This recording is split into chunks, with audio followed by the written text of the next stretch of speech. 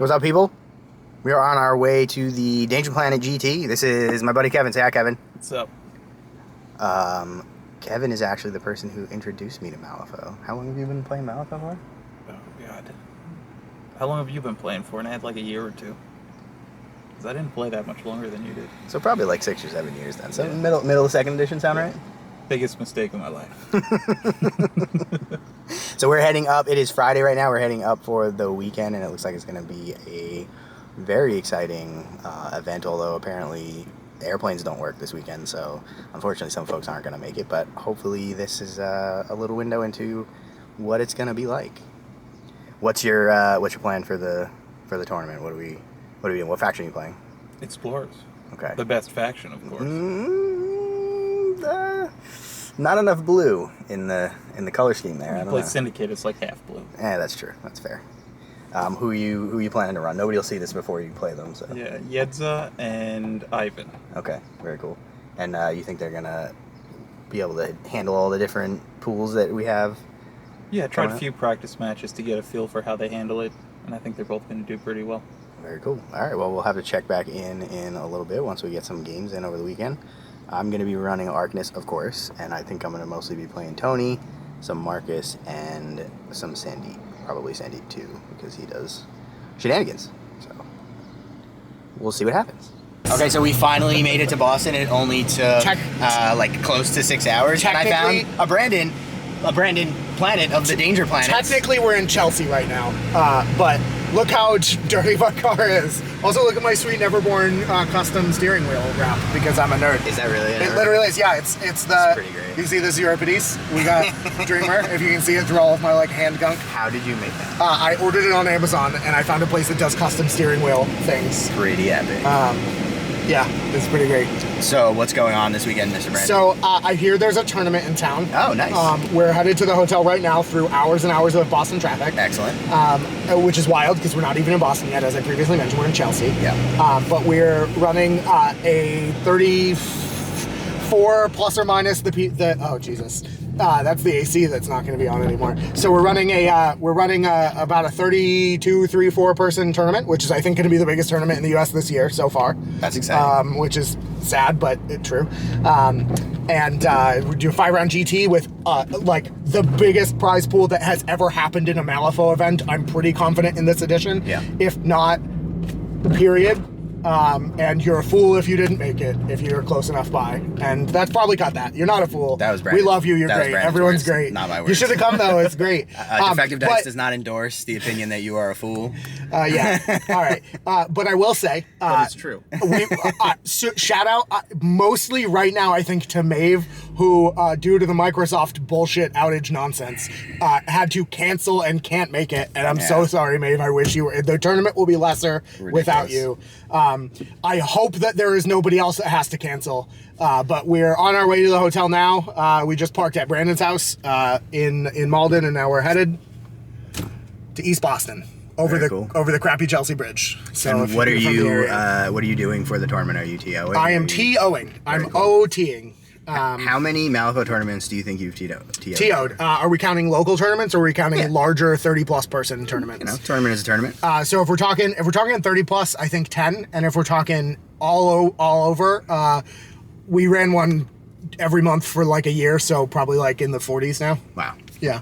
So yeah. Plus, like, I was a Magic judge for like a decade, and like I've done tournament organization and arbitration professionally for a number of years. Very cool. And it's gonna be a fucking super lit time, yo. Awesome. That's a lot of exciting things. Yeah. But today, when we get there, we're just doing nerd things, yeah? Yeah, we're just doing nerd things. I have a bunch of crazy nerd board games. I'm going to be checking people in. Jeff's running some Through the Breach. We're doing, there's going to be a Magic event tonight. We're going to be playing board games. I may have mentioned that tomorrow. We're doing the first 3 rounds of the tournament. And the craziest nerd karaoke, where a professional karaoke DJ partnership duo team to be announced. This is the first. Don't post this right away. The world does not yet know about. I'm gonna be G&S. Luckily, I'll be playing in a Malifaux tournament and not editing videos while we're out here. So. Amazing, good. But yeah, it's gonna be wild, and then we'll wrap up on Sunday with 2 rounds of the award ceremony, and then everyone's gonna come back to my house for a crazy kegger. Nice. I have a small Party in Brandon. 2-bedroom apartment. Party at my house. Party at my house. So if anybody doesn't know, it's a tradition for Danger Planet to do karaoke at every Malifaux event. Everyone. And it gets wild, and if you've never been to one of their events, then you are definitely missing out. Yeah, for sure. And also unrelated, if this won't be out in time for you to see it, but we did rent out a bar with fully catered free food and alcohol for the entire evening. Yeah. Because this is the Danger Planet way. We're doing it big, for sure. So, and I'm, we're DJing karaoke. There'll be some music after that, and it's going to be amazing for all the boys and girls and Very the cool. non-binary people of various faiths and traditions and genders. Nice. You come for the Malifaux, you stay for the karaoke party. Yeah, hell yeah. Can you- and the free drinks open bar. Yeah. Can you just put And it then on you this, suffer through on the this second sign real day. quick? Test. Yeah, so Windows broke today. This is the day Windows broke, and Yeah. the signs all up and down the street have said test. That's our bridge software telling us if the bridge is up and whether or not we'll die if we keep driving. I don't like the odds of it on this. This seems like a bad plan. Maybe we don't go over the bridge. We're gonna go over the bridge. There's literally no way. East Boston is actually an island, and there's no way to get to it if you don't go over a bridge. That's true. This is the bridge that I, in my expert Bostonian opinion, have chosen as our best chance for survival. And if you never hear from us again because this lost footage is found at the bottom of a lake of the Charles River, then you know why. Yeah. We had a Thanks, good run. Cloud. It was fucking whatever you're called. It was a real tragedy. Okay. All right, so I actually had a question for you, Mr. Kevin. Yes. So, I've known you for a long time, and I've never known you to go to tournaments for miniatures games until very Yeah. recently. Do you want to tell us a little bit about what happened? The first tournament you ever went to was Capcom. Yeah, I got press ganged, I Yep. was beaten and thrown into a car and Yep. dragged to Providence. Mhm. But I had a great time regardless, in spite of my captivity. And I will say that the experience was so good that I'm doing it again. So if you haven't tried any tournaments yet, you should at least try one. Well, not only that, but you were pretty jazzed to come try it again because I think you signed up for this tournament before I even signed up for Oh this yeah, tournament. for sure. And I helped organize this tournament. Well, the Danger Planet guys are very accommodating, so you're going to have a good time if they're in charge. Also, can I just say, I thought we were going over that bridge over there. This is even worse than the bridge I played. The bridge is a little janky. I'm not What gonna are our lie. odds of survival on this bridge? It's not Negative good. 12. Oh boy. Sorry, did you want me to express that as a percentage? So anyway, the moral of the story is if you've never been to a Malifaux tournament before, even if you're not a super competitive player, you should consider going because it's a ton of fun. And obviously the Malifaux community is super cool and chill, and it'll be a good time to just get some games in and hang out with cool people. As evidenced by the fact that Kevin was super eager to show up for another event. And Brandon is apparently addicted and can't stop. Oh, to Malifaux events. won't stop, can't stop.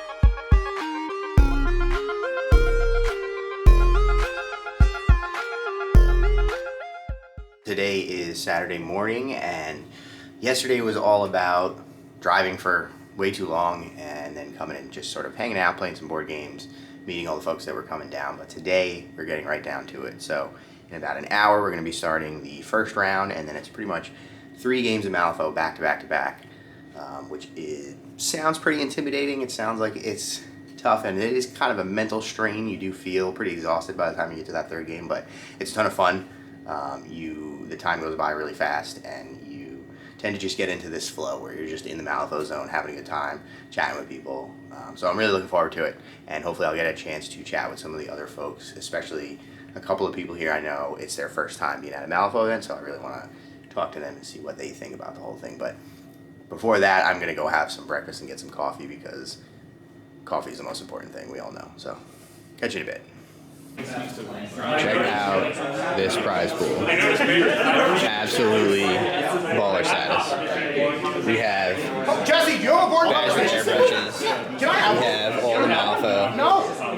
We have Through the Breach, Mobile Park sets. Those are dope. We have problems. Terrain. We have Breachstorm stuff. Magic decks. Pro Kill paint. Like, absolutely baller. Crazy. And that's not in the prize pool though. I'm going to say a very brief introduction, and then you're going to be able to play Malifaux. Thanks for coming, guys. This is awesome. This is our first of what will be many Danger Planet-based Malifaux events. Brandon and I have been looking forward to doing this event for 2.5 years since we started Danger Planet. So it's really cool to see everybody traveling from everywhere to come here and play with us. We just love this game, so it's cool to see other people that love it and want to play it. I hope everybody has an awesome time. If anything comes up, if you need anything, come grab one of us. We'll be in the room. I think it's going to be a really good weekend. Just so everyone knows, at 8 o'clock, I bought out the Chemist, which is a gastropub lounge. It's a mile from here. It's free food all night, free booze. You don't have to sing, you don't have to drink, you don't have to eat. You don't have to do anything, actually. But if you want to come, you're welcome to come. Other than that, here's Brandon from the tournament. All right. Hello, everybody. Definitely check out the chemist tonight. They can bring their significant others. You are more than welcome to bring significant others, family, all that stuff. Please do. It's going to be awesome. If you've ever been to an event where Doug or I have been there, usually you've seen us do karaoke or something along that lines. But that's something that we do a lot of. I'm just going to go through the player packet real quick and talk about some of the things that I think you need to know. So today we started a little bit late because we're getting people ready. Tomorrow, the cards will flip at 9 a.m. just so we can make sure we get everybody out on time. We'll have 2 rounds tomorrow. So please be here for that. So we're using bands format today. If you don't know what that is, please don't ask me like right now. Hopefully you do. All the scheme pools, we have player packets on every table, so you should be able to get that. If that's difficult, please call for a judge. Today, we're joined by Jesse from the Boring Conversation and Jim Dyson, who is right over here. Jim, Jesse, and I are going to be answering all of your judge calls. If you need a judge, please put your hand in the air and call for a judge. That would be lovely. Say hi to the Defective Dice community. Paint judging. We will be doing paint judging tomorrow. Two of us? Say hi to the Defective Dice Hi, community. Defective Dice Squad. Thanks for filming, Jeff. All right, so we just finished up round 1 of Danger Planet GT, and this is my phone. What's your name? Where are you from? Jeff from New York. He stole my name and my hometown. What is up with that? and we waited to go to Boston to actually play each other. Yeah, we theoretically play in the same meta, and we've never actually had a game. So we just finished round 1. What do you think of? Tony's pretty brutal. That she hurts a lot. But I was, first time I see a new master, I pretty much expect to be just destroyed. And I was happy that I was able to score 6 points, make it a game. Clock is definitely a different experience. It's a lot of pressure. There was, I feel like a whole turn on 1 minute, which was pretty crazy. But it was a lot of fun, and it was a tight, good game. And Tony's very scary. So we ended up 8-6. I was playing Tony 1. You were playing Yuri 2. Yuri 2. So a couple of key things that happened in the game. You managed to bury Howard and Tony the end of one turn and the beginning of the next turn. But luckily I managed to pull them back out of the ice pillar. Yeah, I misplayed a bit in blocking you in. I think I could have made that a little harder for you. Yeah. But we ended up 8-6. It was a super duper close game. You killed my Gary on turn 2 also, which is pretty bad. Yeah, bringing it on Tony is it's a super long range and it's super punishing if I can get you with it, and it's hard to avoid. So if I can pull you across the board and then dogpile you with everything else, it's pretty brutal. But you did a really good job of defending the rest of your crew and stopping me from doing that again, and then also scheme running and getting the point. So it ended up being a super close game. It really came down to the last turn. So this is your first time coming to a tournament? It is my first time. Pretty new player. How long have you been playing? Somewhere between 6 and 9 months. Okay. Yeah. So pretty fresh. And what do you think?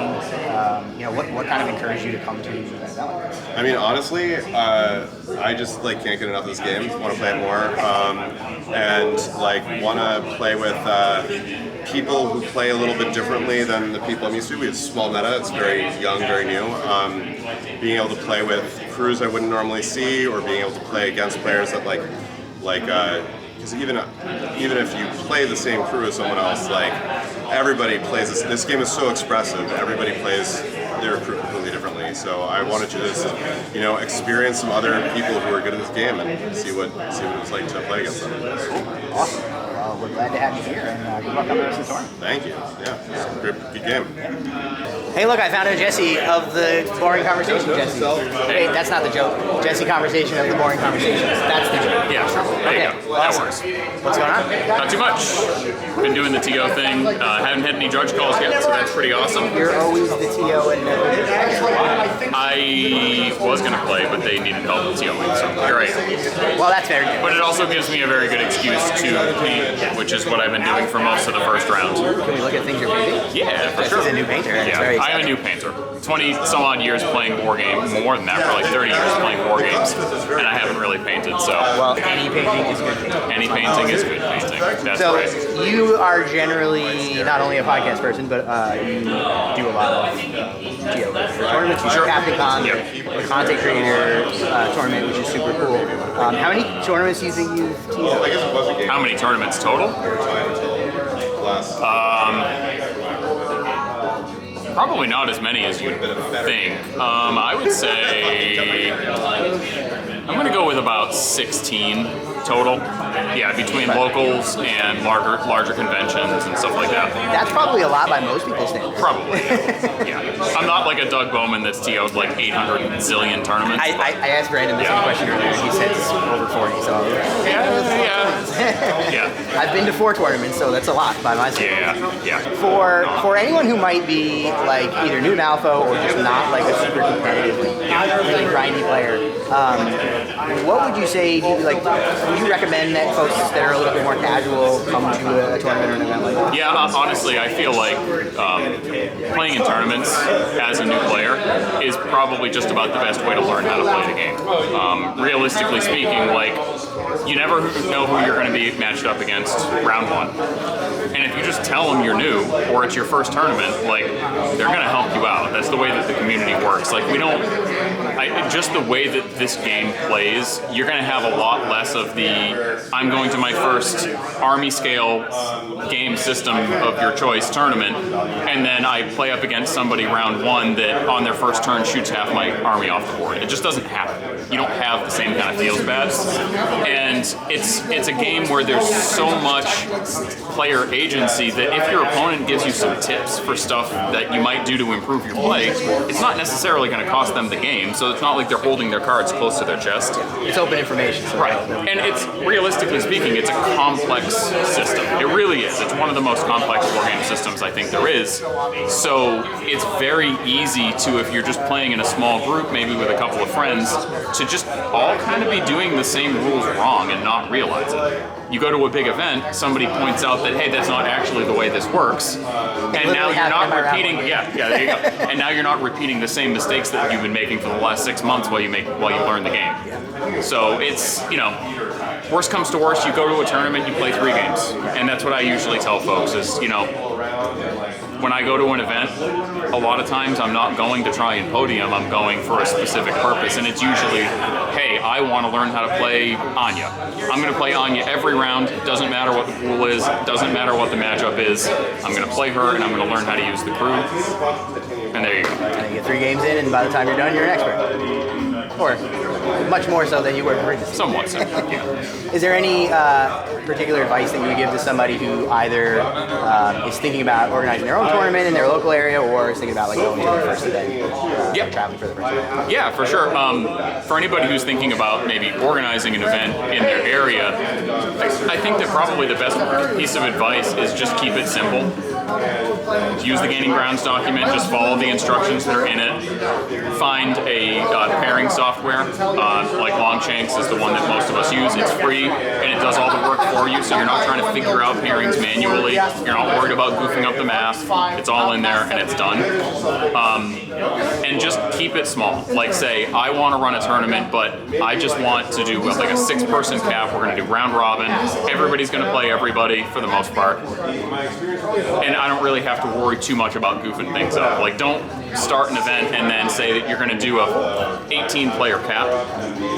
That is just going to make things more complicated for you and for everybody else. So keep it small, keep it simple, and don't add any sort of additional rules like bans or singles or limited. Just do a bog standard tournament. I mean, if you're thinking about traveling out to an event that you've never been to, I think the best thing to do is just find whatever social media page the group is using, be it Discord, Facebook, introduce yourself, say you're thinking about coming out, and just ask questions. Ask them, what's your group of players like? Do you tend to play very aggressively? Do you tend to play conservatively, more control? Like, they'll tell you what their meta is like. That way you can go in prepared and you're not playing like a control crew that you've practiced with against your friends that are very defensive oriented, and then end up running into a bunch of Nekamas and face stompingly brutal Alpha Strike crews. Yeah, exactly. Awesome. Well, that's great advice. I will catch up with you later. Sweet. Awesome. Thanks. Oh, look at this. Hey, look, I managed to track down a Daily Planet Doug. How you doing, Daily Planet Doug? Hey, it's me. How are you, Mr. Dice? I'm doing really good. So we have the first annual. First annual? Daily Planet GT? Definitely the first. Fair enough. So I know that you were kind of the mastermind behind kind of putting this whole thing together. What's the experience been like putting together your first big tournament? It's obviously already a success. So. It's fun, and we do it with the help of our friends and stuff. So, like, obviously, we've been working together now for almost over 2 years. That's weird to say out loud, but I guess it's true. Doing like tons of different stuff too. Yeah, and people on the internet aren't sick of us yet. But they probably will be soon. Some of them are. Yeah, that makes sense. It's cool. It's really fun. Obviously, you and I work so much in this like space within the community that it's really fun to be able to put together something that a lot of people enjoy and are looking forward to. Like, Brandon and I have wanted to throw a tournament for the last year and a half, but we were nervous that it wouldn't be successful if we put it out there into the wild. And even when we did, like only 4 or 5 months ago or whatever, when we announced it, we were still nervous that it wouldn't be successful. And just to see people enjoying themselves and having fun, and because like that's why we do this. Like, you and I aren't going to live or die off of our income from the ad revenue on this stuff. $3 this video. Yeah, but we do it because we love it, and it's cool to be surrounded by other people that also love just doing it. It's like the one place probably in the country right now this weekend that you can go and have a 45-minute conversation about a trigger stack on a specific like model errata or something. And it's fun. It's cool. For sure. So the kind of theme of this vlog so far has been, trying to encourage people who are not like super hardcore competitive players to come out to events like this. And I actually, even before we met, I wasn't a competitive player. I didn't go to tournaments or anything like that. And then I just went to CaptainCon because Jesse invited me for the content creator thing and had a blast. And now it's fun. You guys have and stuff. You don't have to win to have fun. No, absolutely. So what would you tell someone, who maybe is on the fence or like isn't a doesn't consider themselves a super strong player if they have an opportunity to come to something like this? What would you tell them to kind of encourage them? Show up. We have a third of the room here are just people that are excited, that are from our adjacency local meta, and they're just excited to play Malifaux and talk about Malifaux and have fun. You don't have to win the event to have fun. Like, so much of what I do from myself for like a healthy mindset is I try to remind myself all the time that it's a game. You're supposed to have fun. If you're not having fun, then what's the point? No, agreed, for sure. And just show up with that attitude. And like, if you show up with that attitude and you're like there to have fun and have a good time, then no matter what happens, as long as you have a good attitude, you're gonna have a good time. For sure. And if you tie yourself to an event finish or whatever, you can make that a goal for yourself and work towards it. And that's cool. But that shouldn't be the main thing, I don't think. Yeah, agreed. So I know that we're headed to a bar after the next round. The chemist. And there's some things planned that may or may not be a secret. It's gonna be great. You have a tease for what? It involves geckos, and it involves shrimp, and it involves a large surround sound audio system, and it's over 300 stickers that we're gonna cover someone in. And there's gonna be a cake, and it's gonna be filled with a gremlin. I I don't know if At some point, I I'm started lying to you. excited or scared, but I Yeah. think it's 50-50. Good. It's a healthy mix, I think. All right, well, I guess we'll check back in when we get out there and see what happens. Yeah. All right, so we just finished round 2 of the GT here, and I have my opponent. What's your name? Where are you from? I'm Dylan. Everybody knows me as Dr. D. I run Arachne, Arachne. an Infinity podcast. We don't do Infinity here. This is a Malifaux event, so you gotta go I now. gotta leave. You gotta leave. All right, fine. Everything I do is at a negative flip at this point. Oh, yeah. I'm distracted. Well, the shirt really got it. What is, give us a quick pitch on Arachne. What do you talk about? Infinity? So- meta stuff or? No, oh gosh, no. So I'm bad at everything, right? I'm bad at this. That's why I came here to be bad at another game. And we talk about more science fiction and the people that are involved in the community of the game itself. So we have also included a lot of other games. So we actually had Cyberpunk. One of the people that is in charge of the Cyberpunk Combat Zone game is actually one of the leaders of Mark II Malifaux. So there's actually a bit of a little Crossover. connection there. So the podcast is supposed to be very, very open to anybody that's interested in science fiction in general. So if you're interested at all in that kind of stuff or Infinity, come on in. And of course, we have other games. So we talked about Bushido, and that was a great game. There's going to be a Malifaux episode soon. There might be a couple of them now because it seems like everybody's taken off with Malifaux. And then, so it's mostly just about the community itself, not so much the game. Very cool.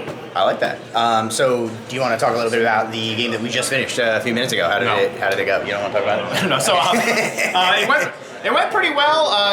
The thing that you will learn to sum up the entire game in one quick little sum up is if you're around Howie, old Howard Langstrom, make sure you don't empty out your entire hand before he goes on a rampage, because your master and your bellhop robot will be murdered. Yeah, more importantly, don't run out your soul stones and your hand when your opponent draws a red joker and a 13 of crows, because then he can guarantee 2 executes and just kill an almost full health. And I knew you had that just intuitively. Right. I could sense it in the air Yeah. itself. So I knew that. I'm just stupid. I just let it happen. So we were playing. I was playing Tony 2, and you were playing Cooper 1.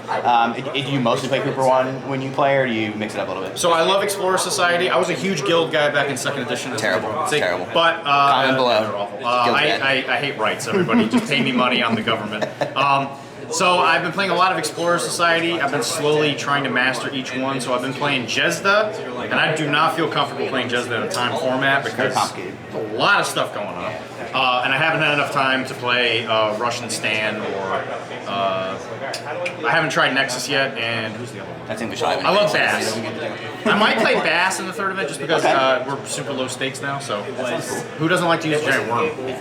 It's a really cool model. I love Sandworm. It's so good. So we ended up 7-4. There was a clutch black joker that stopped you from getting the last point that you would have gotten. It would have been a little closer, but it was a pretty close game the whole time. You actually did a pretty good job of stopping me even after I killed Cooper, just by holding stuff up, and you were also running the Abel and Kanehurst. What do you think about those models so far? They're brand new. Kanehurst and Agul, if you're going to bring one of them, I think Kanehurst might be the one you bring, but I don't see you not. They work so well together with Paired Hunter. Just the fact that he drops predatory, he does the whole adversary thing. Get it a free attack. Shoot again, no penalty because there's no friendly fire. Do it again, there's another attack. So in a single action, you can get 4 attacks. Yeah, you had an activation where you killed Amina Nadu towards the end of the game, and it was like a 4 or 5 attack. Yeah, it's like a torrent. All stat 6 attacks. There is a negative flip on the damage for the Ahul, but for the most part, it's even just 2 damage. It just adds up so fast. Yeah, pretty brutal. But definitely a big fan of that. It might be more interesting to try that out with Cooper 2, just because Cooper 2 likes Beast. I haven't had a chance to really experiment with that too much, but definitely good. Cooper 1's just solid. Love the dogs. Awesome. Bowler and Artemis for life. Best boy and girl in game. They were some of the only models left at the end of the game, and they definitely put in work. So I can't disagree. But awesome. Thanks for your chat, and good luck in the rest of the game. Thank you very much. Bye. All right, so we just finished round 3 of the GT, and my opponent was. What's your name? Where are you from? My name is Andre Dimmings, and I'm from the Texas band. Awesome. And how did that game go? For me, it went very well. 8-1, very good. Seamus did Seamus things. It was brutal. Yeah, no, it was an absolute. I think that's the worst record I've ever had in a Malifaux game, which is, that's fun. Well, I'm proud. I'm proud of that. No, Yeah. you should be. It's pretty good. So you are, I would say, a well-known, extremely strong Malifaux player. Is that fair to say? I appreciate that. Okay. And you're from down in Texas, where Yes. you guys kind of have a reputation for being very competitive. There's a bunch of folks in my community that are like, yeah, if you want to come to Texas and get beat up, then feel free. It'll be a good time. Yeah, we do have a reputation for aggression, so it's we got to keep the reputation Right, going. for sure. How long have you been playing? I started halfway through 2nd edition, so I want to say like 6 years now. About the same amount of time as me. And would you say that you're typically like looking to play like super competitively?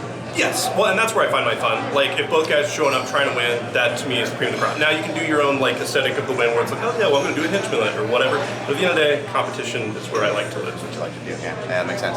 So what I've kind of been talking to folks about is, like, what is the experience like coming to a Malifaux event, and especially for folks who maybe have never been to a competitive tournament before, for any game, or at least for Malifaux, if it's like their first time they're thinking about going to the tournament, but they're not sure, or they're nervous about it. Yeah. What would you say, or reasons somebody that might want to come to something? If your trepidation is that you're not going to do well or you're going to get your teeth kicked in, I mean, maybe. But here's the kicker: we just got news from the TO here that he has to change how his rating system works for sportsmanship, because you're supposed to give people between 1 and 5 ratings, and the problem is everyone's getting 5s. We're all having a great time. Now we got a $1,000 first place cash prize. Everybody's trying as hard as they can, but we're all having a really good time. So I would say if you're afraid about losing, don't bother. That's the fastest way you're going to learn to get to a place where you're not losing every game, and at the same time you're going to have fun while doing it. It's not a grind to get up to a place where you feel competitive. So I would say come on out, throw down some cards, have fun with it. I think that's the way to go. Yeah, and I have to say kudos to you, because I've played you twice in tournaments before. I'm not a competitive player, and both times were an absolute pleasure to play. So I would definitely say for anybody out there who's nervous about getting their teeth kicked in, you can still have a whole lot of fun doing it. So come down. The fun thing about playing somebody who's really good is you get pointers. You see the types of things that they do. They'll give you feedback on the way that you play. And the Malifaux community is also awesome because you're not just gonna have a game where your opponent is gonna, hide things from you or do dirty things. Like at the beginning of the game, I had never played Seamus before, and I was like, "Can you just tell me what Seamus does?" Yep. And he went through it. Every model was like, "Okay, this is what you gotta look out for him. This is what you gotta look out for from him." Yep. It's still gonna be a fun time, even if you get beat up. So. Any advice that you would give somebody if they're looking at going to their first tournament? What to prepare for, what to kind of headspace to be in when you're going in? I would say, because even I still do this, I don't expect to win per se. Like, do people know me as a very strong player? Yes, but at the end of the day, you can just have cards that are like, sorry bud, I'm not going to flip above a 7 today, and that's just going to happen to you, and that's okay. If your goal is to have a really good game that shows that you know what you're doing, and that you're trying to have you and your opponent have a really good time, that's the perfect mindset to lead into it with. But I would say that if you're actually trying to prepare to be a competitive player in a tournament, I would say to try and just get as many practice games as you can in. It really just comes down to knowing your own stuff, and that's really, honestly, 60 to 70% of the battle. I think that for when I play into people who don't themselves feel tournament ready, it's because I'm able to list their triggers to them off, to be like, oh, actually, don't forget you have that trigger you declared, and they're like, oh yeah, I do. So once you know your own crew inside and out, I think you're going to be in a lot better spot. How many games do you get in on an average week that you're able to quote my crew abilities to me that you don't play? Well, when the Rona happened, I got like 4 games a week in on Vassal. Wow. That was nuts. Now I have 2 kids, and I want my family to like me, so I do not play that many games a week. But I would still probably say I get about 1 to 2 games in a week, and then a 3-round tournament once a month. Awesome. That is a ton of Malifaux. So. Yes, it is. Very cool. Well, thanks for chatting, and good luck in the rest of the tournament. Thanks, man. You too.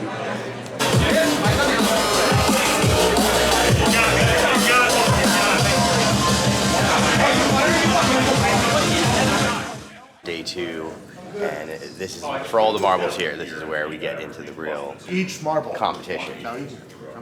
Mr. Brandon, Oh my gosh, hello. How's it going? I'm fucking dead. I What bet. is what?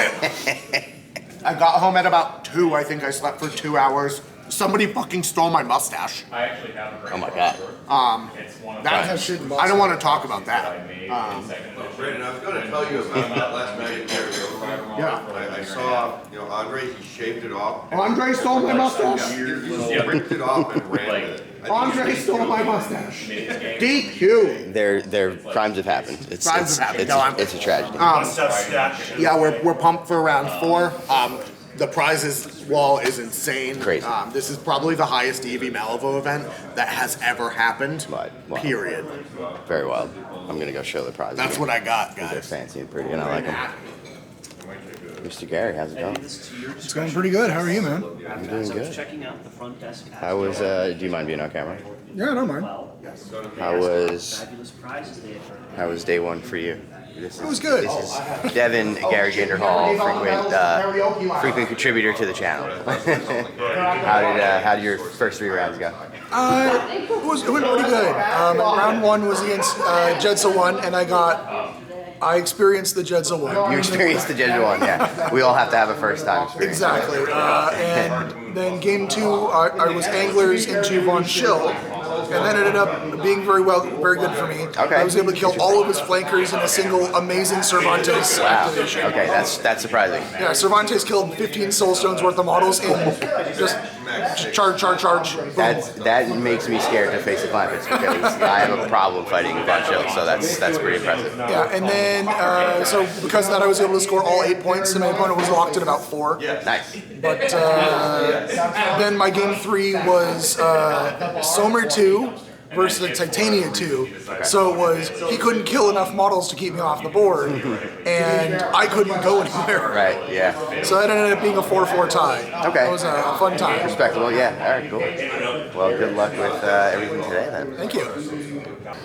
All right, so we just finished round 4 of the GT, and this is my opponent. What's your name and where are you from? David Longton. I'm from the Chicago, and I'm probably mostly known as Bad Phil Haku on YouTube and Danger Planet stuff.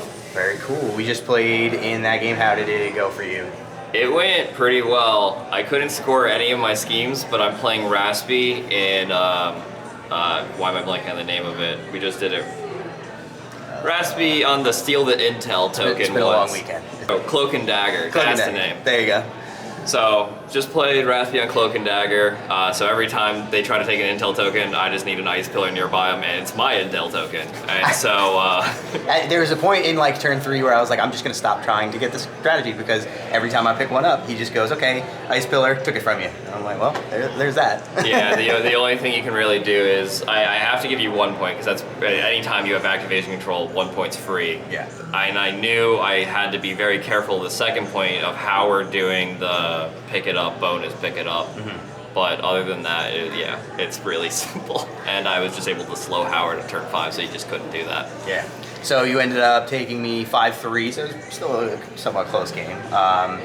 You're definitely one of the. You're a pretty good Malifaux player. You play quite a bit. And, I mean, I'm the first ever Nationals winner, so I got that hey, going. Congratulations! Awesome.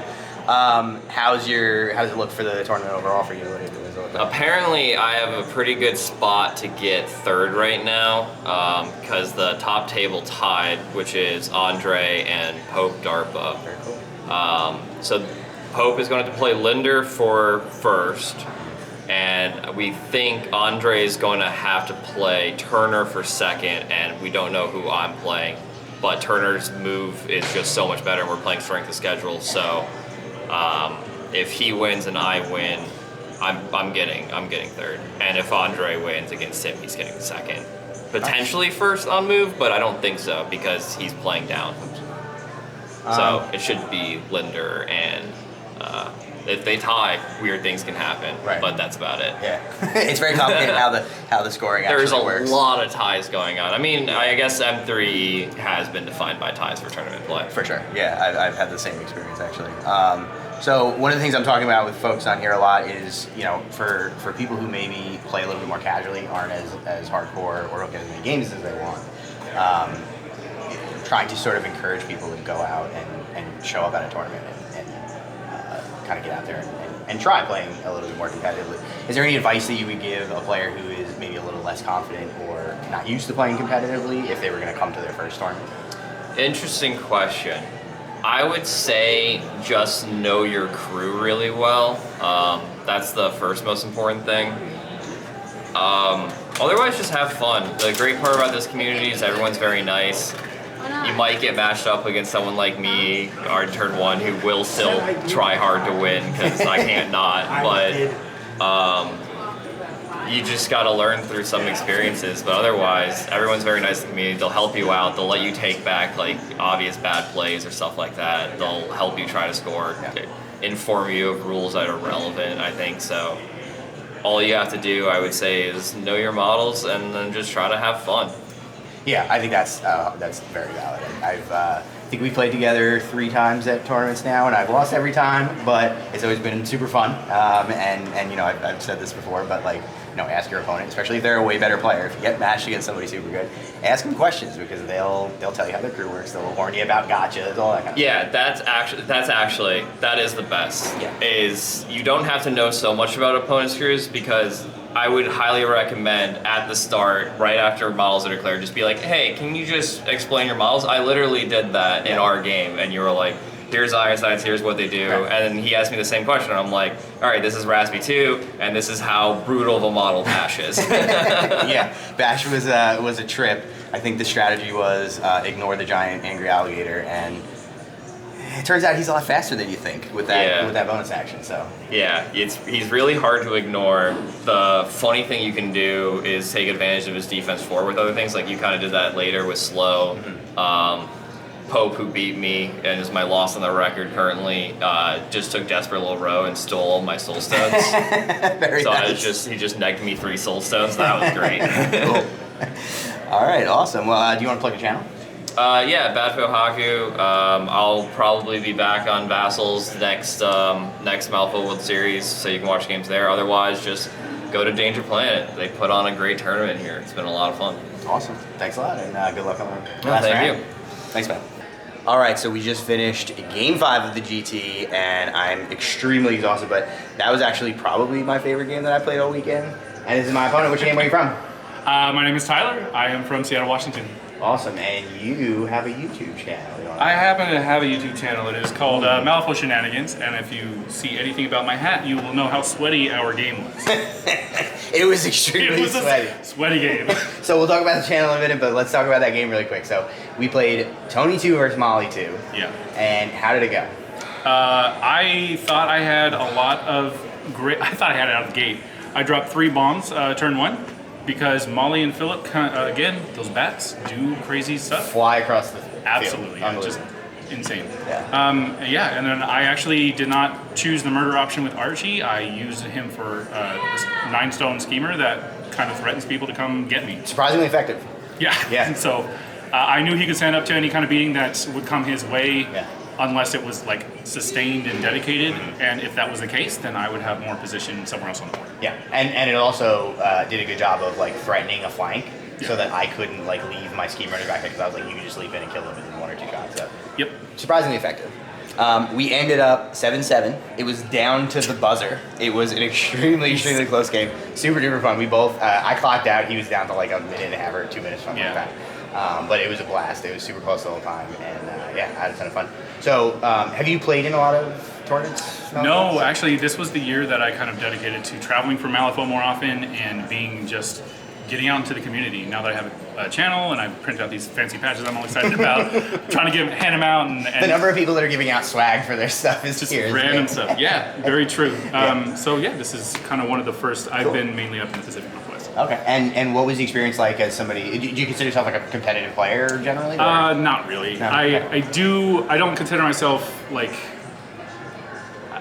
Basically middle of it. Okay. Kind of good summary. Would you recommend for somebody who's casual, let's say maybe even more casual than you, who just kind of goes out to their FLGS and plays Malifaux and enjoys it, would you recommend that they come to a competitive event? I mean, that's a loaded question because I'm kind of on a competition high right now, and yes, it's definitely something I would recommend.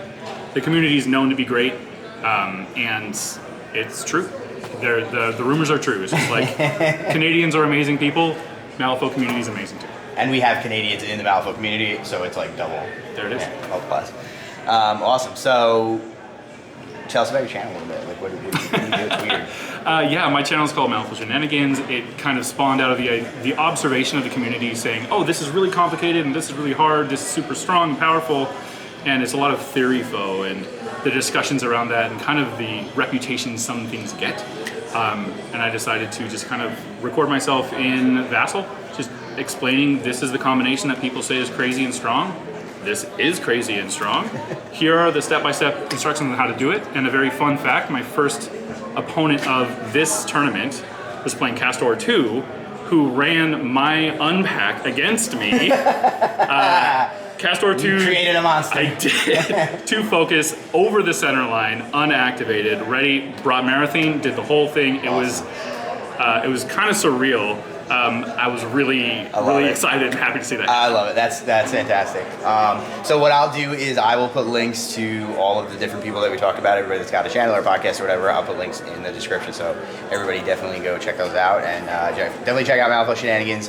Not only is it a cool channel, but he's a great member of the community. I don't know if you remember this, but years ago, you were at Gen Con.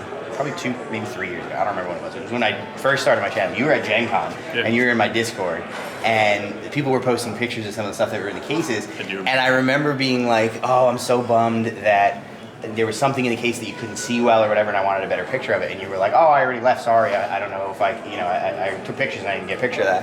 And then like an hour or two later, you DM'd me like a whole bunch of pictures of all that stuff, and I was like, super awesome. It was the so when I saw that you started that channel, I was like, yeah, we're definitely going to get the word out. So. I refuse to accept a compliment without giving one in return.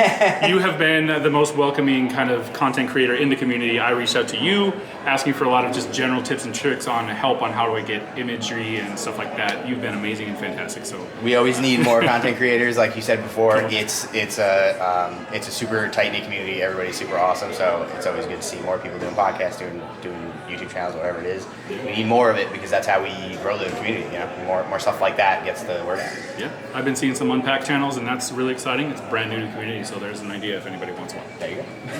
Awesome. Thanks a lot. Cool. Hello. We will now begin the closing ceremonies. Thank you all for coming to the Danger Planet GT. I do not know. So before anything else,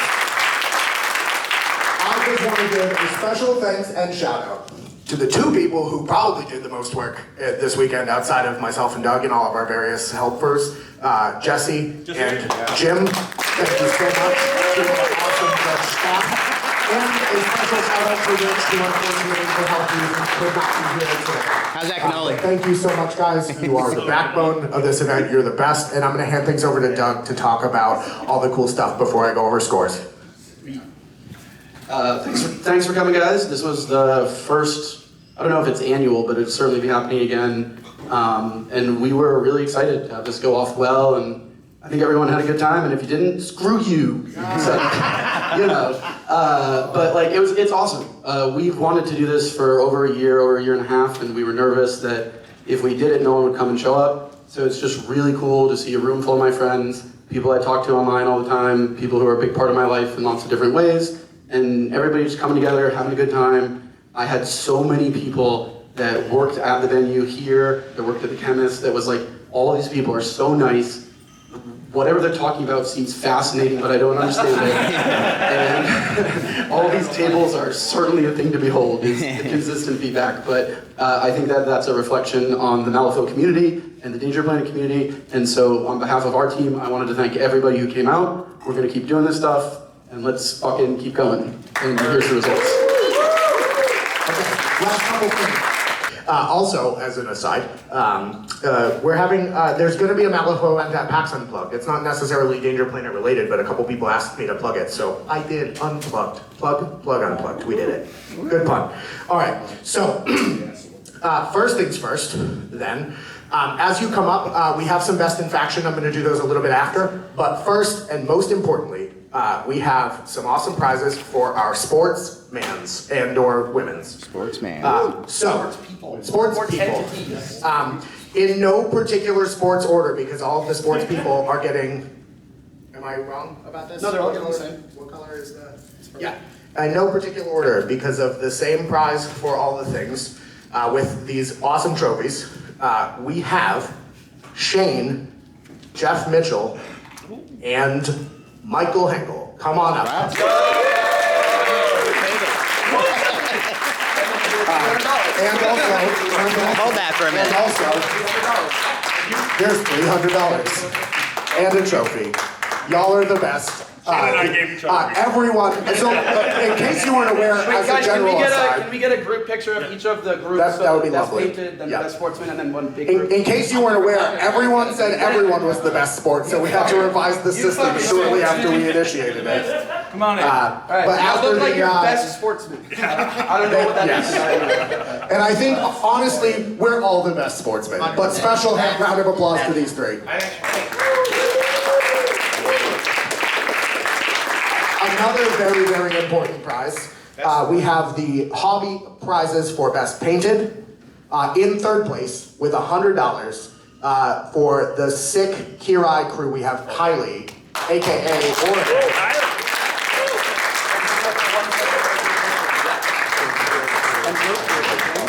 Yep.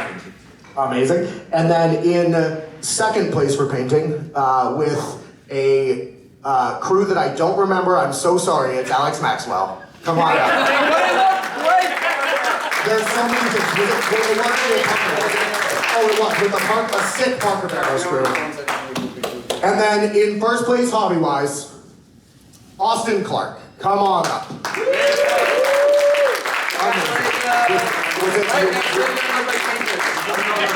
Euripides? Was it your Euripides crew? With the Titania crew. Sorry, our very esteemed painting judges gave me a bunch of notes and I misplaced them like a jackass, so I apologize. Oh, I lied. Doug has the notes. Amazing. And if anybody's looking for feedback as far as the painting submission is concerned, Doug has notes on all of them, so you can hit him up about that.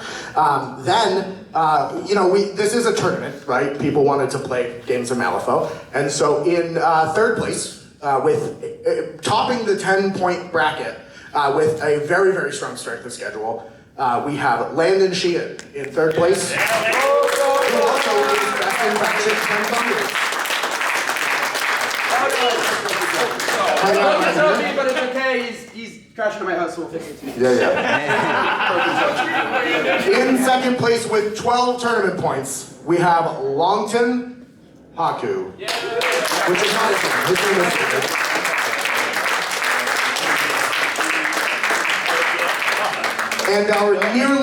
And are technically undefeated because 4 wins and a draw, not a loss, with 13 tournament points and the winner of the first ever Danger Planet Grand Tournament, Nathan Linder. And the judge from last night. Also amazing, you get to sign the Malifaux belts, so don't leave without doing that. And come on over, y'all. Come on. Come on. 1 second. Okay. Organized by heights. All right, now Malifaux players, I guess.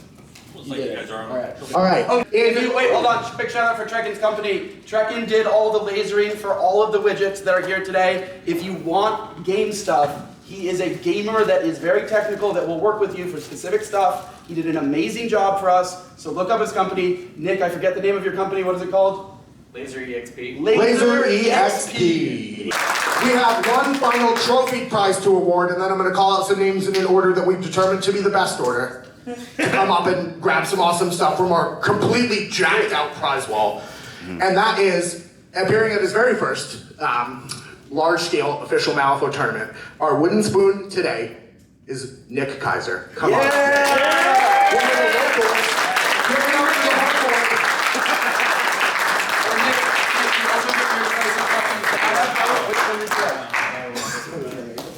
Amazing. All right. So, Michael Hegel, you're up first. Come on up. This is for a prize wall. Michael Hegel, if you could stand here, Michael, that'd be lovely. I found a Doug of the Student of Conflict Dougs. Hello! So there was a painting contest at the convention, and you were the judge. Yes, I was. Have you judged painting contests before? I have several times. Okay. That's super cool. So do you usually do like painting contests because you're also like a big TO down in Texas, right? Yeah, so anytime we do events, I always make sure, unless, I mean, not the small local, the monthly local ones I'm not doing best painted on, but anytime I do a major event, I'm of the opinion that you really have to reward the hobby, because it is such a critical part of the game. We're not just pushing around little cardboard standees. It is, it's weird, and weird mixed with miniatures and a game that goes with it, and so it really, really is an important part that in the competitive scene gets forgotten a lot. So I really, really make a point of that as a professional artist. I'm like, let's, reward those who really, really put the work in on the hobby, because it's what makes this more than just, hey, I'm pushing around a token. Very cool. So what are some of the things that, I guess, this time around that you noticed about the top 3 place that kind of made them stand out from the rest of them? Well, so something that made me really, really excited for the entire pool, every single one of the entries that made me incredibly excited was that everyone had their miniatures based, and not just, I got some sand and some fog. They were all based well and thematically. And there's lots of times where I judge something, it's like, okay, it's a miniature and it's on an empty base. Every single one of the entries had basing on it there. And the way I view miniatures is that the basing is kind of a chance to do almost even a little mini diorama. You're putting it in the world. And everyone did that. And there was some phenomenal basing there. Some of my favorite was the story crew. They're coming out of books. It was really, really thematic. And they each really, really tied their basing into the models. The Titania crew that got first place, that was Austin's, got first place. So we had this, some clump foliage that was on all the bases, had these really great vines and stuff. And then he also brought the clump foliage up onto the models, which I love when someone does that, because a lot of times like, okay, I painted, and the base is a thing, and then it's like, he's putting the detail of the clump foliage on there. Yeah, it makes it look like it's living in that. Yeah, they were living in that world of Titania, which was really great. Alex, who did the bandit crew that got second place there, had, it was a great Badlands desert there, and he had some really great craft earth there, and skulls and stuff, and a really great detail was that a lot of the coats and dusters that the bandits were wearing had dirt on them. Right. And he had them in a color that was, a lot of times like, okay, it's a duster and it's brown, and then brown dirt and it doesn't show up. But it was a different enough color there that the brown was tied to that dirt. It's like, they've been out in the Badlands. Everything should be dirty. Everything is dirty, and it's, wearing off on them, but in also a realistic looking way that you can tell that he looked at how dirt gets on a coat like that. And so loved that. And the third place one, which was just the bright neon. I think that was my favorite. Yeah, that was great. It was really, really great. And that painting something that bright is really, really tough to do. And I chatted with him about it before. I saw his minis and looked at it, and it's like, it wasn't just bright, it had depth to it. And when you're going with fluorescent colors, it's really, really hard to push the highlights, because it is... Everything's a highlight. It's neon. What he went through and made sure he started a little bit darker and worked his way up to the bright, and then added some white to it there, and it really gave it the depth to it. And then he tied those crazy pink and green neon colors to some tufts. He had some great tufts there and some really good some stones and stuff. And there was this great, don't go swimming or beware the water sign on Jakuna Ubume. It was like, oh man, this is just a fun little detail. And so the things that really put the top 3 over the top were that little bit there, understanding that the bright colors, really hard to get it to that point. The top 2, and honestly, 1 and 2, man, it was a brush hair apart between. It's like I was going back and forth and back and forth. And I don't envy you. It's got. I had Jesse, Boring Conversation Jesse, come over and take a look and go, just kind of like, well, what do you think? He's like, oh man, it's a tough one. And so we were looking at, and there were both of them had some really great freehand on them there. there was one of the bandits that he looked like Danny Trejo, and I was chatting with Alex about that. He was like, "Oh, he's supposed to look like Danny Trejo," and one thing I didn't notice until I picked up his Parker, and so he's got those flaming holes in his coat. Well, I picked it up. He actually painted. He painted underneath, so he painted the inside of the cloak. Where you're never gonna see that until you look it up. But he had these little flaming holes in it. Yeah, that's the part of the model I usually don't. Oh, exactly, you don't notice that, but it was that attention to detail in there. Oh wow! And there was a lot of really great freehand on Austin stuff. Where like on Ashland had all of those like runic symbols over. And that's like a complicated model too, right? And it was so cleanly done and just really thin. Freehand's like, oh man, I struggle with doing something that thin. It's absolutely not. So that's what really put those over the top. Yeah. And you're a super good painter yourself. You obviously used to stream with Weird and paint models, and you do some really good stuff. So that's high praise for folks who can impress you. Last question. Okay. And I've been asking everybody this, and I think you're a very good person to ask because you are not only a tournament organizer, you organize lots of tournaments, but you're very well known in the community. For someone who is a little bit more of a casual Malifaux player, never been to a tournament, not really into like competitive grinding or anything like that, what's some advice you would give to somebody that was considering going to it first? So, if you're considering going to your first event, something that is really great to know is that across the board, the Malifaux community is very, very welcoming. Don't think that they're going to. Do not think that they're going to be. Oh, I'm going to grind you into the dirt.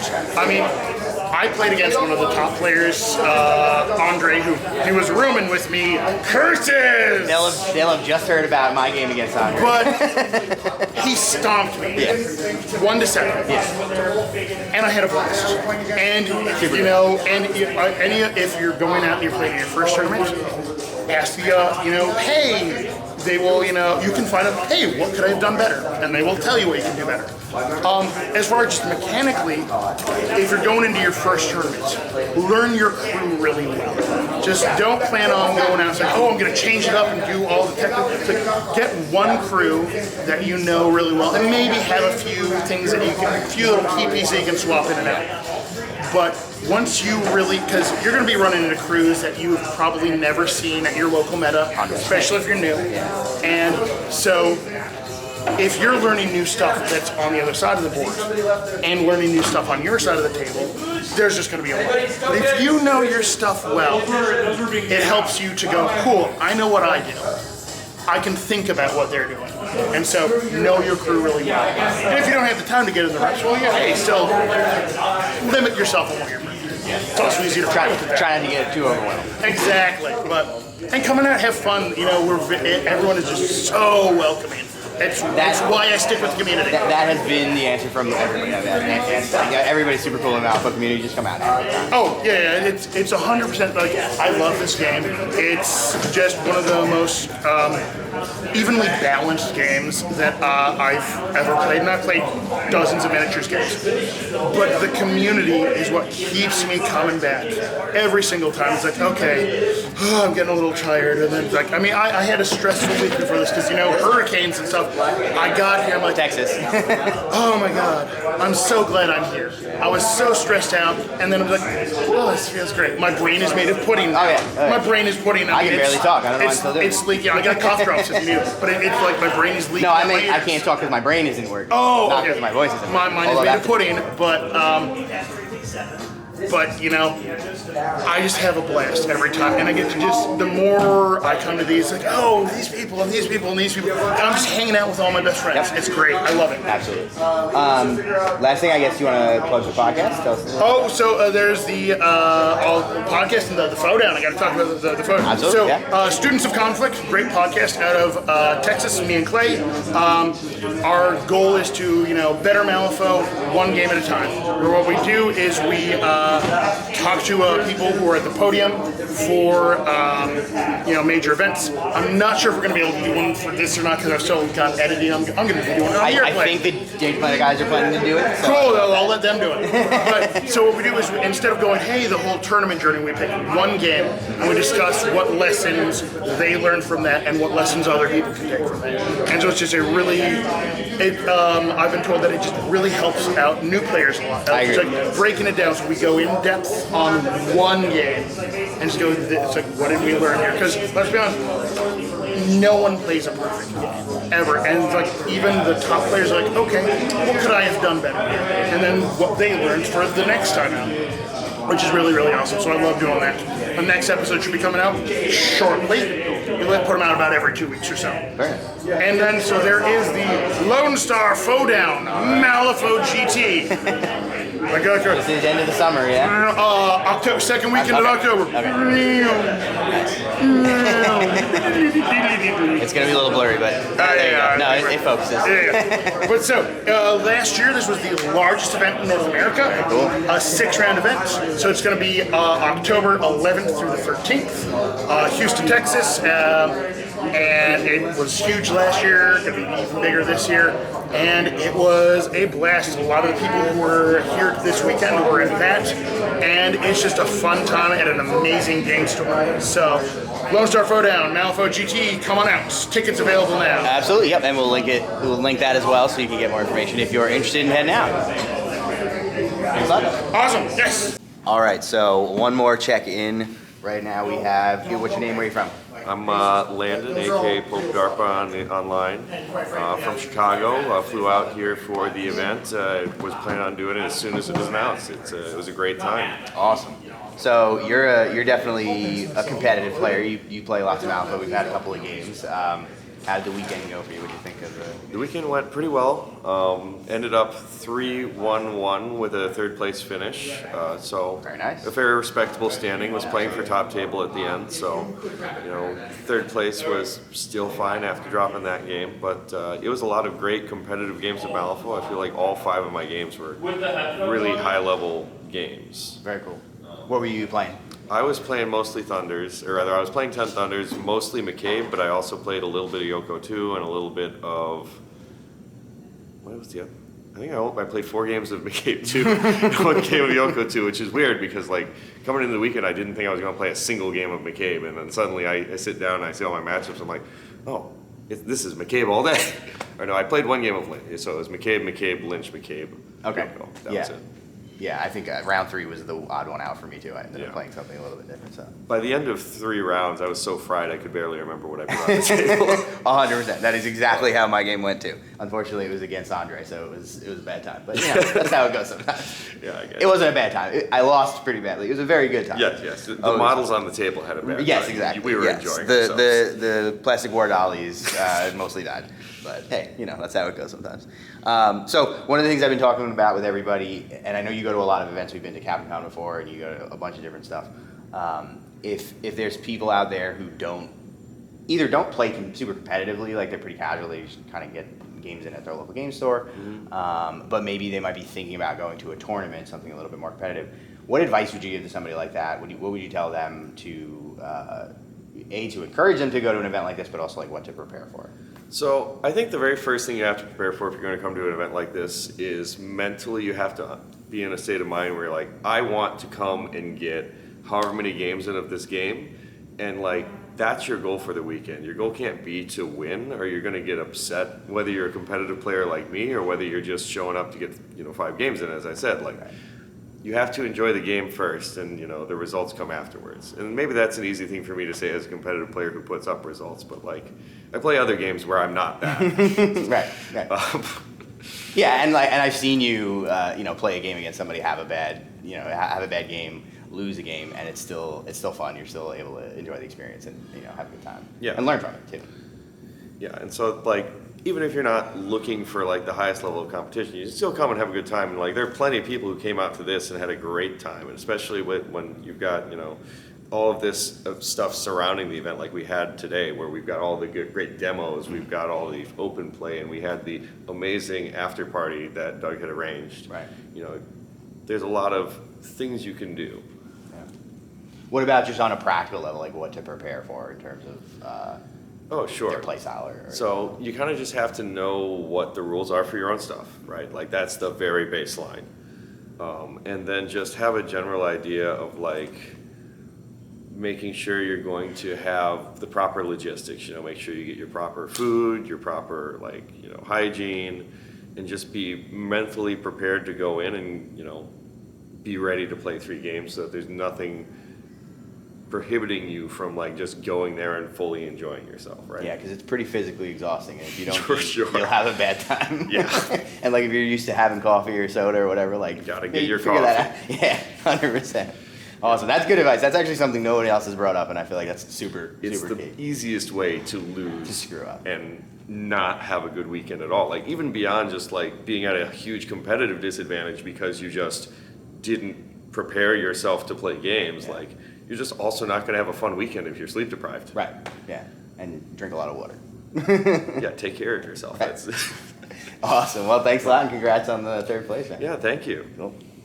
All right. So the Danger Planet GT has wrapped. It has wrapped. The event was a great success. Great Mr. Brandon, success. how did it go? It, I feel like I haven't slept in a month. That's probably true. Partly, we've been, you know, basically in go mode since Wednesday. But you know, we've been planning this for quite a while. But it was a lot of fun. There was a lot that happened. And I think more importantly than anything else, I'm exhausted. Yeah, I'm gonna die now. You would think that playing 5 rounds of Malifaux would be the most exhausting thing, but it turns out running one of these is an absolute nightmare. And you do it all the time. So I do it all the time. running a 5-round tournament plus our own like mini convention over 3 days with a surprise. I'm a spontaneous karaoke DJ now. Basically in one 15-hour period, I ran a 3-hour karaoke night and also a 5-round Malifaux tournament. And didn't sleep, and also moved in and unpacked and loaded the whole place, and then now I'm unloading it. It's fine. Everything's fine. All the things. Any highlight from the event? We had a lot of fun. I've been a Magic judge. I was a Magic judge for about a decade before doing L5. I'm L5R. Sorry, I'm tired. Before doing Malifaux, and I think that this is the first time I've really ever worked outside of running conventions with a judge staff. Because like at conventions, I'm working with the weird staff, and that's super fun always. But it's not really the same as working with a team of judges. And having Jesse and Jim here this weekend was. It was all of the fun things I remember from the Magic Judge program, but without being soul draining and awful, and with Malifaux, which is a much better game and is a lot more fun. Yeah. So that was probably my like overall highlight. That being said, getting to meet all of the people that I've been sort of interacting with online for a while has been really rad. Also, one of my favorite things throughout the entire weekend was calling Kevin David the whole time. Okay. Yeah. Because on Friday night, I think I accidentally said David once, and then I just sort of ran with it and called him David the whole weekend.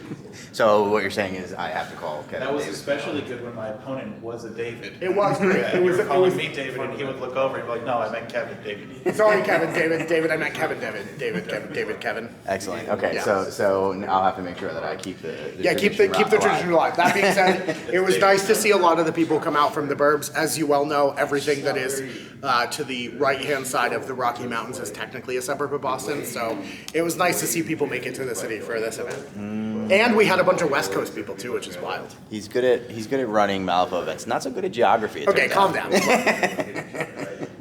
I think the plan, if I understand it correctly, is we're going to do another kind of like wrap-up video on Data Planet channel. That's what it sounds like. In the next like week or two. Yeah, So, I have to go home right now and then move. Right. And then after that, I have to go to Gen Con. Right. So hopefully sometime in between moving and Gen Con, and if not, slightly after Gen Con. Well, maybe we'll check in with you at Gen Con. Maybe. Oh yeah, we'll all be at Gen Con. Oh right, I forgot we're going to be at Gen Con. If I haven't slept by Gen Con, bring a hammer and hit me with it repeatedly until I. Awesome. Well, thank you for running the event. This was an absolute blast, and I know that everyone else that I talked to was flabbergasted at how cool of an event this Yeah. was. You guys did such a great job organizing it, running it, the whole nine. It was rad. Yeah, we did so much stuff. And also, just as an aside, if we ever have an event like this again, you should come because it had the highest EV. Like, it was the most prized out, insane, nonsense Malifaux event that I think has ever been. And I would be shocked to hear that an event ever had better prize support. So. This series, this video started as a just, hey, I'll just document everything, people can see what it's like, blah blah blah, and it's turned into a sales pitch to get people to come to Digital Planet Malifaux events. Come to all or just Malifaux events. It doesn't matter. The community is there always. 100%. And to be honest, like, one of us is probably going to be there. If it's not me or Doug, it's Haku or Pope or David. Just it's a small, tight knit community. I mean Kevin. Actually, you were called out for David at one point, and I looked back. Yes! Got him. That's a win in my book, the internet. Got him. All right. Well, until next time. Until next time. It's just like